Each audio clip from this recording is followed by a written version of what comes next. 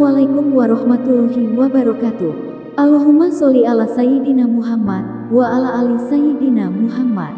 Pemirsa yang dirahmati Allah, marilah kita simak ceramah dari Ustadz Dasat Latif dengan tema mengatasi masalah tanpa masalah.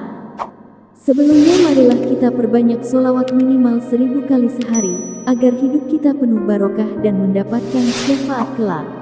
Jangan lupa berikan dukungan kepada channel kami dengan memberikan super thanks seikhlasnya. Marilah kita doakan semoga Ustadz Dasat Latif sekeluarga dan para penonton YouTube ini diberikan kesehatan dan diberikan kebahagiaan dunia dan akhirat. Amin ya robbal alamin. Percayalah bahwa di dunia ini tidak ada orang yang tidak ada masalahnya. Contoh kecil, istri cantik. Orang pikir tidak ada masalah istri cantik. Istri cantik digoda orang, Bu. Apalagi kalau suaminya jelek. Oh, lebih masalah lagi tuh. Wah, iya. Berarti bagus dong Ustadz kalau istri jelek. Istri jelek dihina orang, masalah juga.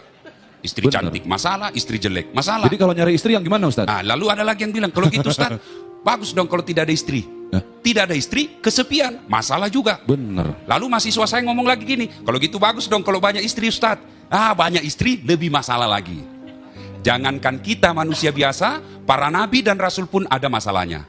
Awal nabi dakwah dihina, bahkan diusir dari tanah kelahiran beliau. Itu nabi. Kemudian minta pertolongan ke Taif, dilempari satu kampung. Masalah. Sampai ke Madinah, beliau pun difitnah istrinya Aisyah radhiyallahu anhu selingkuh. Ini nabi, Bu, ada masalahnya. Apalagi kita zaman sekarang ini pasti ada masalah. Baik Ustadz, nanti kita lanjut lagi nih. Semakin menarik Ibu ya. Ternyata apapun keadaannya sebenarnya itu adalah titipan masalah dari Allah Subhanahu wa taala. Biasa Ibu, ada yang mau lewat. Ada yang mau lewat dulu nih Ustadz. Yang lewat suruh aja dulu lewat. Sarapan Hati MNC TV akan kembali setelah yang lewat satu ini.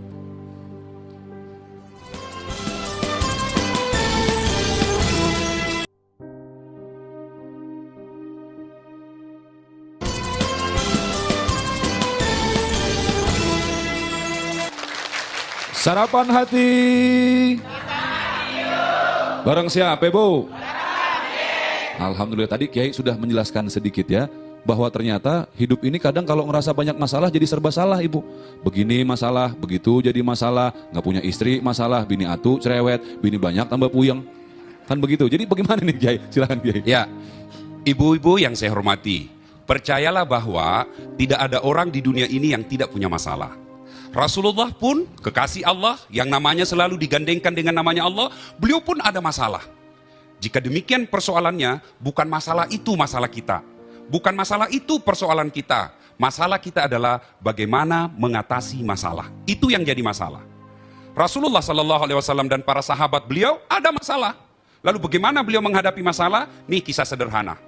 Suatu kali di Madinah sangat panas. Begitu panasnya, semua orang hampir bersembunyi di rumah, takut dengan sengatan matahari. Tiba-tiba keluar rumah seorang manusia berlari-lari kecil menuju ke masjid.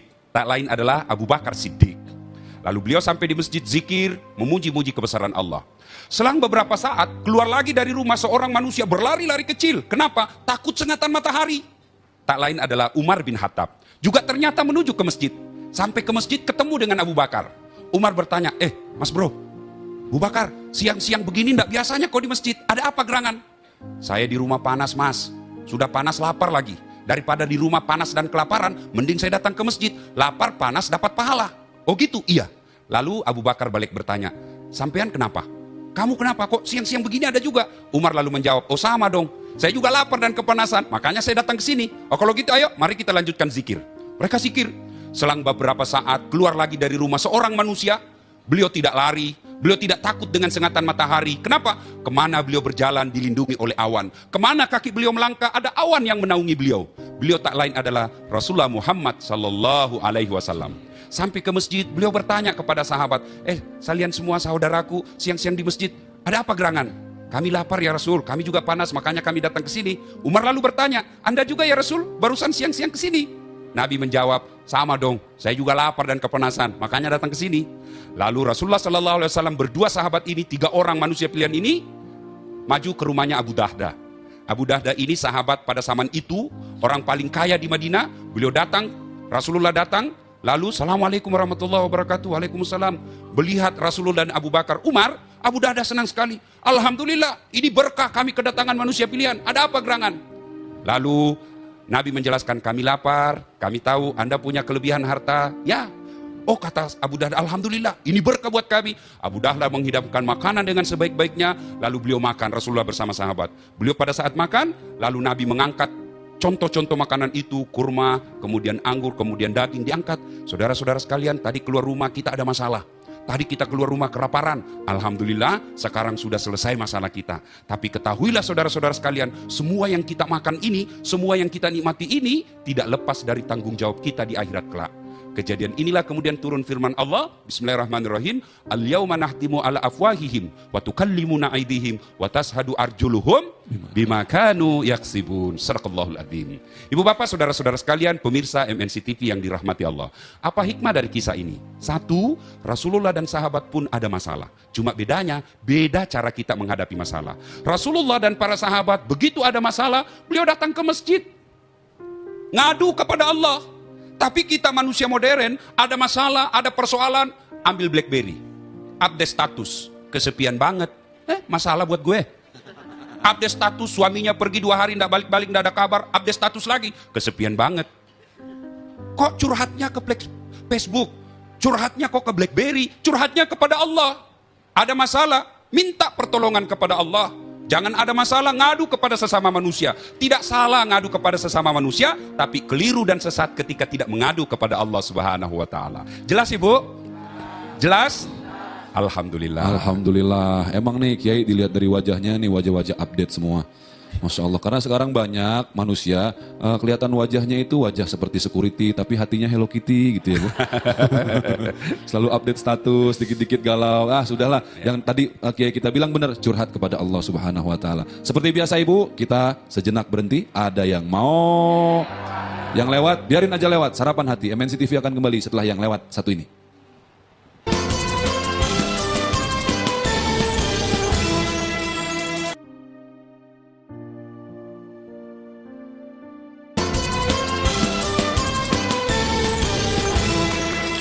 Sarapan hati. Bareng siapa Bu? Alhamdulillah masih bisa ngaji ya. Biar kita tahu bagaimana ngadepin kalau lagi banyak masalah. Justru itu Kiai, nih ada yang mau nanya nih, lagi ada masalah. Coba Ibu yang mau tanya silahkan angkat tangan. Tuh kan saya bilang apa? Kiai bilang benar wajah bermasalah semua nih. Satu saja, silahkan Bunda.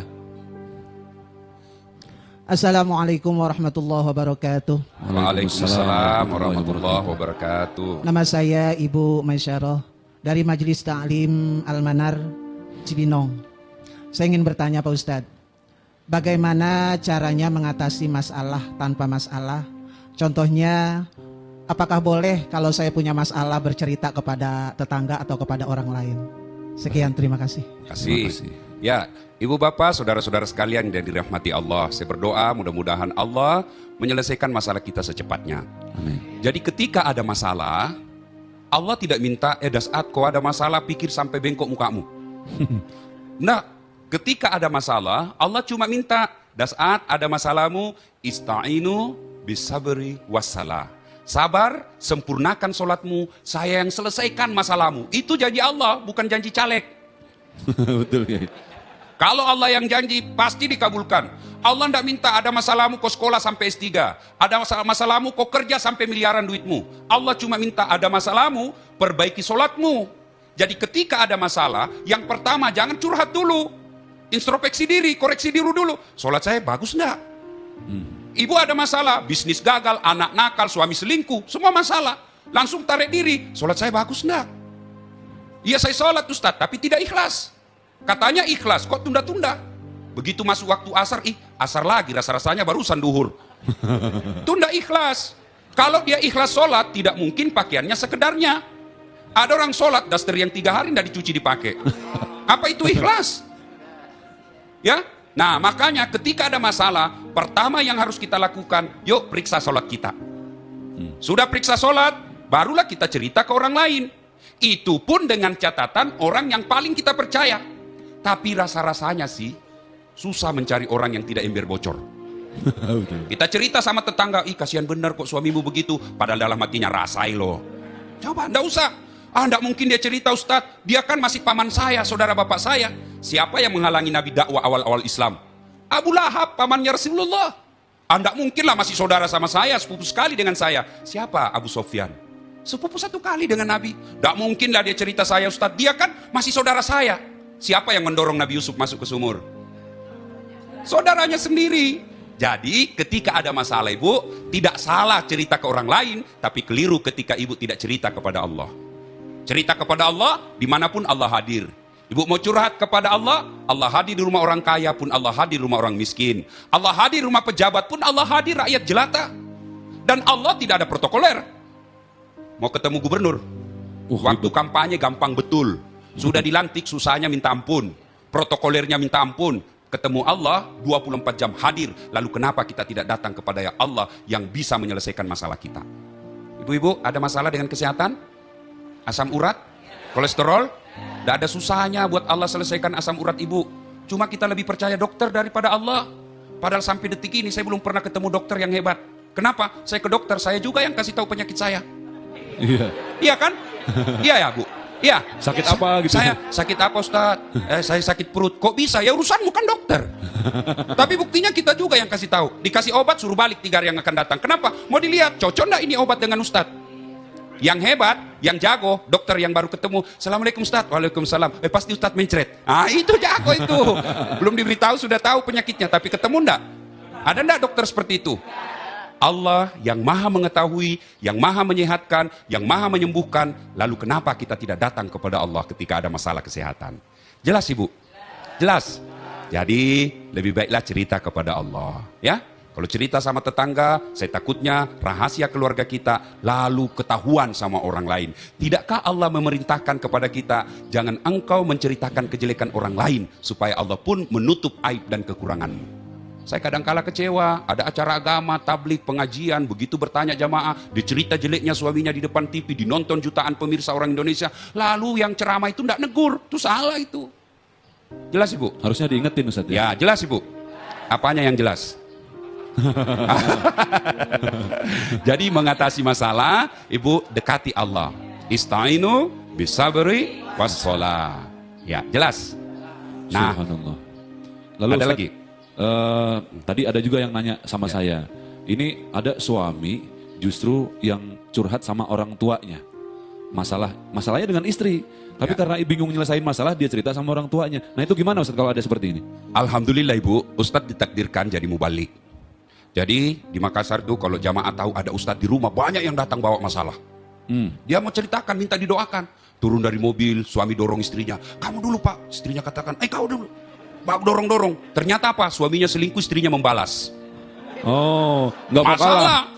Ada yang datang senyum-senyum bawa pisang, dalam hati saya pasti sudah selesai masalahnya. Sudah dibawakan Ustadz pisang.